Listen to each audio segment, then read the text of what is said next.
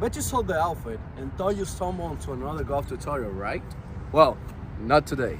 Though I might look ready to play the 18th hole, we're actually here to navigate the interest course of ownership.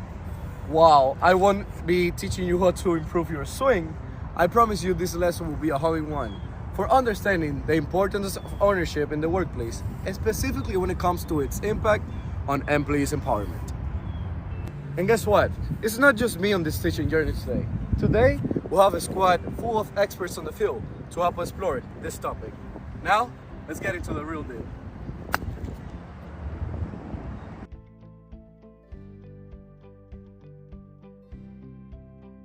Hello everyone, this is Juan, and with me today I have Eduardo, Wagner. Nice to meet you. And today we're gonna work things as follow. Eduardo, Wagner, and I will go over the positive effects of ownership in the workplace, specifically on employees' empowerment. While on the other side, we'll have three other experts in the field, which are Ganga, Sebastian, and Paul. Thank you for having us. And they will go over the negative side of this.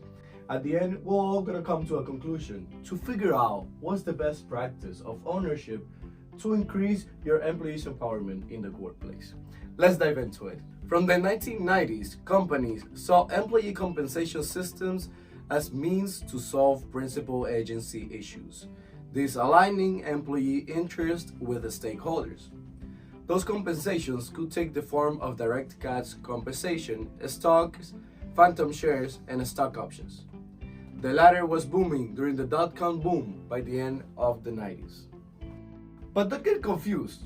When we talk about ownership, we're not just referring to stocks and shares, but we're also referring as ownership as giving the employees the autonomy to make decisions, also to trusting them in their responsibilities and letting them know that their actions have direct consequences for the company, both good and bad.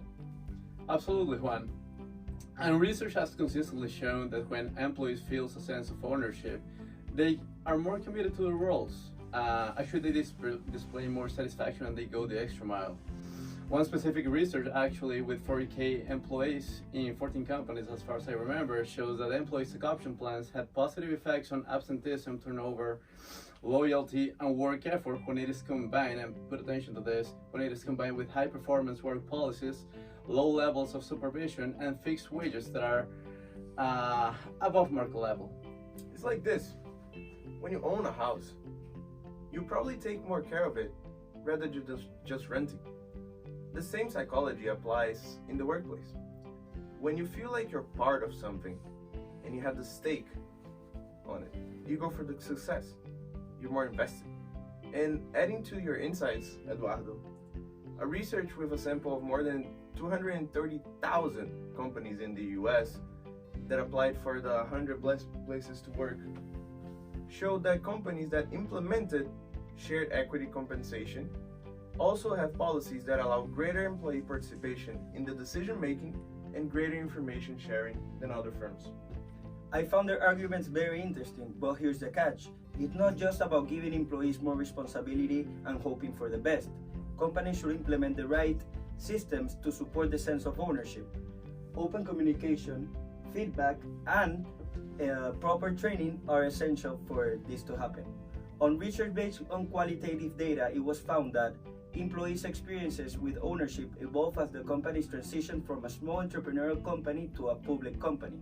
Particularly, employees become more risk averse, deflecting from the principal agent theory to the traditional pro argument. Additionally, stock market volatility can distort the favorable effects of offering employees financial ownership and can result in attrition of high-performing employees while stopping innovation in the company. That's totally true, Sebas, and that brings us to culture. So when we're talking about the culture, it plays a pivotal role in fostering the idea that an employee's actions directly affects the result, as well as that they can see the direct impact of their actions.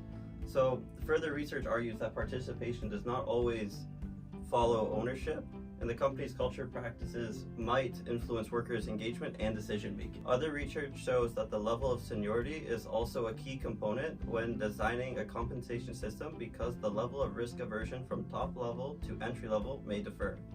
while top-level employees have more skin in the game and their decisions more closely correlate to price movements, middle and entry-level employees only receive a fractional return on their efforts, allowing for free riders and apathy towards the company's performance. As for personal experience in several companies, I noticed that ownership also forces creativity. When employees feel empowered, they're likely to think outside the box, come up with innovative solutions, and take calculated risks. However, I agree with you, Paul. And not to mention, inequity in compensation, both internally and externally, play a significant role in motivating and demotivating employees. Disparities in stock options, overall compensation can lead to demotivation, dissatisfaction, and even in labor disputes, as seen in the example of Hershey's Foods and Texas Instruments. Alright, let's wrap things up. It's clear from our deep dive today that ownership does influence the likelihood of speaking up. When individuals feel the sense of ownership, they're more likely to voice their opinions, share innovative ideas, and flag concerns. But how do we build this? To start, it's not just about giving someone a title or stake. Leadership needs to have clear objectives and key results to align with the company's mission. Be tied with any compensation system and be brave to empower its teams to really instill a sense of ownership. How else are they gonna feel their job is relevant to the company and will lead to their career success?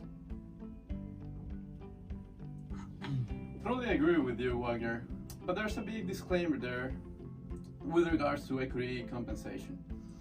Even though companies with these schemes have outperformed its peers and empower employees, incentivizing a culture of ownership through equity sharing compensation requires careful design. As C-levels executives, we should pay close attention to who and why are we giving those shares. Because not everyone has the same stake on the company. Risk aversion may create free riders problem, which is why compensation systems should not only be based on equity, but a mix of cash and non-cash compensation depending on seniority and based on achievement.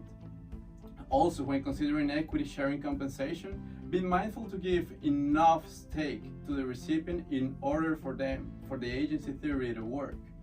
Last and very important, just as with salaries, equity schemes should be market competitive and follow good corporate governance standards, providing fair treatment for all employees. Disparities in stock options and overall compensation can lead to demotivation, dissatisfaction, and even labor disputes. Remember, a culture of ownership and open dialogue doesn't just happen overnight. It requires deliberate effort, a willingness to listen, and a commitment to fostering a sense of belonging among all team members. So, as you move forward and take these recommendations into account, you can create such an environment in your own spaces. Thanks for listening.